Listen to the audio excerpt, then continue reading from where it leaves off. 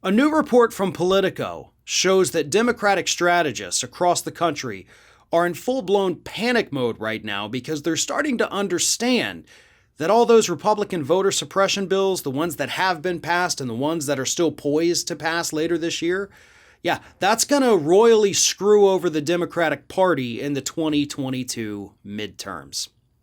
Georgia's a prime example of this. And by the way, Politico actually spoke to, I think, about 3 dozen Democratic strategists from all over the country, right? This isn't 1 or 2 individuals saying, we're screwed.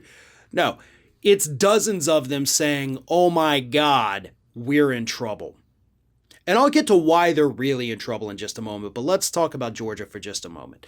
Georgia led the way, right? They were pissed off after the state went blue. They lost their 2 Republican senators, replaced with 2 Democratic senators. So they were the first state to really pass their voter suppression laws. You can't even give people a drink of water while they're waiting in line to vote, lest you risk going to jail. Voter ID requirements and all of that in there, even though, what's the number? 270,000 eligible Georgia voters do not have identification. So if you disenfranchise 270,000 voters, what does that do in a state that was won by only 12,000 votes?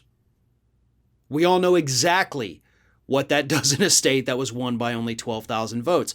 Arizona, same type of thing. If they pass voter suppression laws, Democrats are screwed. Same thing could happen in, any of the Midwest states controlled by Republicans. Florida has already followed suit. Texas has followed suit. Basically, the areas where you see shifting demographics, changing the electorate from red to blue, that's where you're going to see your biggest voter suppression efforts, and that's where we do see them right now. And Republicans know that suppressing these voters, keeping hundreds of thousands of people away, or in some cases, only a few thousand people away, that can change the outcome of an election, keeping Republicans in power to fight another day, to suppress another day, really. So why is all this important? Why are Democrats just now freaking out? Because I think just a couple months ago, Democrats thought the federal government was going to be able to pass their For the People Act, undo all of this voter suppression, make voting by mail more commonplace and easier to do. But unfortunately, because Democrats are unwilling to kill the filibuster, they know now, these strategists across the country who are freaking out, they know now that that's not going to be a reality. The cavalry ain't coming, folks. They had the chance, they had the opportunity, they have the legislation, but a couple of Democratic holdouts, which, to be honest, even includes Joe Biden, are saying, we're not going to get rid of the filibuster.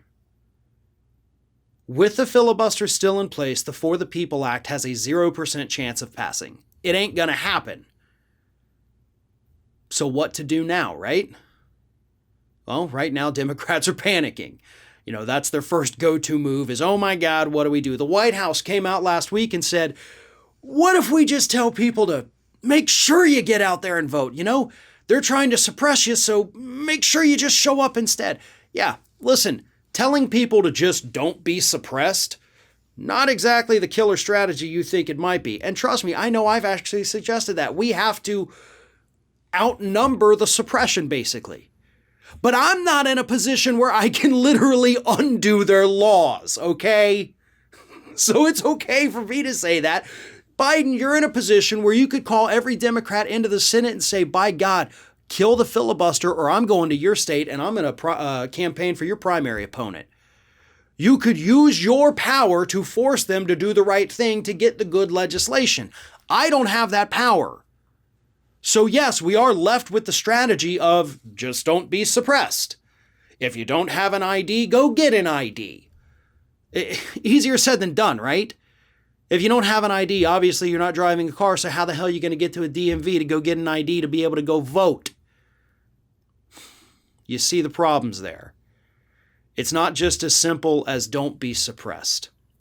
So what needs to happen at this point is a grassroots movement. One, I think we need to raise money for individuals to get IDs. Those voter ID laws, unfortunately, folks, those are here to stay. So we have to raise the money to be able to donate, create a fund for people to use to get the IDs. Also, from that fund, we have to pay for buses, shuttles to get people to and from not just the polls on election day, but to the DMVs or wherever it is they get their IDs from. We have to do that as well, and we have to start now. And there are people who are much better than this than me already trying to work on this, but we need to support those groups.